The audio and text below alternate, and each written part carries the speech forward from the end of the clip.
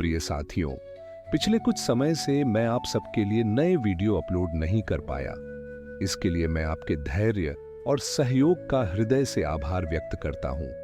आपकी प्रार्थनाएं और स्नेह ही मुझे निरंतर आगे बढ़ने की प्रेरणा देते हैं। अब हम पुनः अपने आध्यात्मिक पथ पर चलेंगे और आज के वीडियो में चर्चा करें। पिछले वीडियो में हमने भगवद गीता अध्याय 8 श्लोक 11 से 20 तक का अध्ययन किया था। उन श्लोकों में भगवान श्री कृष्ण ने बताया कि किस प्रकार योगी अक्षर ब्रह्म की प्राप्ति के लिए साधना करता है, ईश्वर स्मरण और प्राणायाम का महत्व क्या है, किस प्रकार परमात्मा की भक्ति और ध्यान से जीव जन्म मरण के बंधन से मुक्त होकर अमृतत्व को प्राप्त करता है। साथ ही हमने यह भी देखा कि ब्रह्मलोक तक भी पहुंचा हुआ जीव अंततः पुनः जन्म लेता है, लेकिन केवल परम धाम ही शाश्वत है। और अब उसी श्रृंखला को आगे बढ़ाते हुए आज हम श्लोक 21 से 28 की चर्चा करेंगे, जहां भगवान स्वयं अपने परम धाम, जीव की गति और भक्ति के परम फल का रहस्य उद्घाटित करते हैं। श्लोक 21। अव्यक्तोक्षर इत्युक्तस्तमाहु परमाम गतिम यम प्राप्य न निवृत्तन्ते तद्धाम परमम मम। भावार्थ, जो अव्यक्त और अक्षर कहा गया है वही परम गति है। उसे प्राप्त होकर जीवात्मा फिर संसार में लौटकर नहीं आता, वह मेरा परम धाम है। विस्तार। यहां भगवान श्री कृष्ण स्पष्ट कर रहे हैं कि यह संसार चाहे जितना सुंदर क्यों न लगे, यह नश्वर है। यहां ब्रह्मलोक से लेकर पाताल तक सब अस्थायी है, लेकिन जो भक्त अव्यक्त परम धाम में पहुंच जाता है, वह कभी पुनः जन्म मरण के चक्र में नहीं फंसता।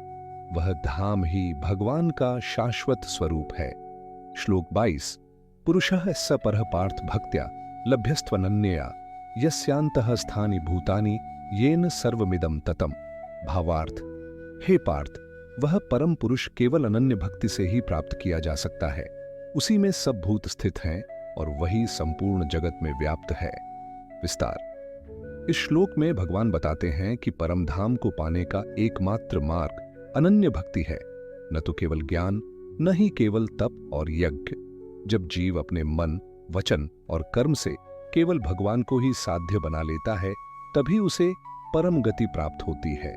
भगवान सर्वव्यापी हैं, समस्त प्राणी उन्हीं में स्थित हैं। श्लोक 23। यत्र काले त्वनावृत्तिमावृत्ति चैव योगिनः प्रयता यान्ति तं कालम वक्ष्यामि भरतर्षभ। भावार्थ, हे अर्जुन, अब मैं तुझसे वह समय कहूंगा जिस समय देह त्यागने वाले योगी पुनः जन्म नहीं लेते और जिस समय जाने वाले योगी फिर लौटकर आते हैं। विस्तार। यहां भगवान जीवन मरण के बाद की दो गतियों का परिचय देते हैं। जीव की गति उसके ज्ञान और भक्ति पर निर्भर करती है। यह केवल काल का विषय नहीं है, बल्कि जीव की आस्था, साधना और चेतना से जुड़ा है। श्लोक 24। अग्निर्ज्योतिरः शुक्लः षण्मासा उत्तरायणम तत्र प्रयाता गच्छन्ति ब्रह्म ब्रह्मविदो जनाः।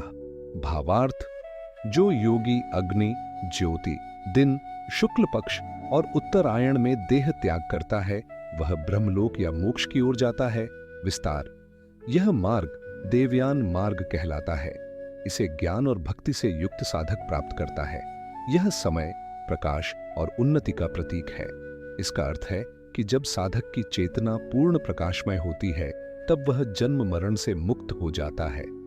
श्लोक 25। धूमो रात्रिस्तथा कृष्णः षण्मासा दक्षिणायणम तत्र चांद्रमसम ज्योतिर्योगी प्राप्य निवृत्तते।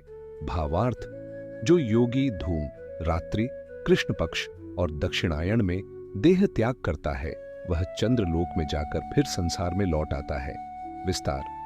यह मार्ग पितृयान मार्ग कहलाता है। यह पुनर्जन्म की ओर ले जाता है। इसका तात्पर्य यह है कि जब साधक का ज्ञान और साधना अधूरा रहता है, तब वह पुनः संसार के बंधन में आता है। यह अंधकार और अपूर्णता का प्रतीक है। श्लोक 26।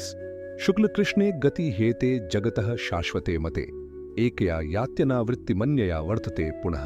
भावार्थ, ये शुक्ल और कृष्ण दोनों मार्ग सनातन हैं। एक मार्ग से जाने वाला पुनः जन्म नहीं लेता और दूसरे मार्ग से जाने वाला लौटकर संसार में आता है। विस्तार। यहां भगवान गीता के शाश्वत सिद्धांत बताते हैं कि जीवन का परिणाम केवल भक्ति और साधना की गुणवत्ता पर निर्भर करता है। आत्मा की गति सदा इन दो मार्गों में से किसी एक पर होती है। श्लोक 27। नैते श्रुति पार्थ जानन योगी मुह्यति कश्चन तस्मात् सर्वेषु कालेषु योग युक्तो भवार्जुन। भावार्थ, हे पार्थ, इन दोनों गतियों को जानने वाला योगी कभी मोह में नहीं पड़ता, इसलिए हर समय योग युक्त रहो। विस्तार। यहां भगवान अर्जुन और हम सभी से कह रहे हैं कि जिसने जीवन मरण का रहस्य जान लिया वह कभी विचलित नहीं होता। भक्ति और योग में स्थिर रहने वाला साधक हर परिस्थिति में निडर रहता है और अंततः मोक्ष की ओर बढ़ता है। श्लोक 28। वेदेषु यज्ञेषु तपस्सु चैव दानेषु यत् पुण्य फलम प्रदिष्टम अत्येति तत्सर्वमिदं विदित्वा योगी परम स्थान मुपैति छाद्यम। भावार्थ, जो फल वेद पाठ, यज्ञ, तप और दान से मिलता है उसे योगी भक्ति के द्वारा ही पार कर लेता है और अंततः परम धाम को प्राप्त होता है। विस्तार। भगवान इस अध्याय का समापन करते हुए कहते हैं कि यज्ञ, दान और तप सब श्रेष्ठ हैं, परंतु उनसे भी श्रेष्ठ है भगवान की शुद्ध भक्ति। भक्ति करने वाला योगी सभी पुण्यों से ऊपर उठकर सीधे परम धाम को प्राप्त करता है। यही गीता का सार है। भक्ति ही सबसे ऊंचा साधन है।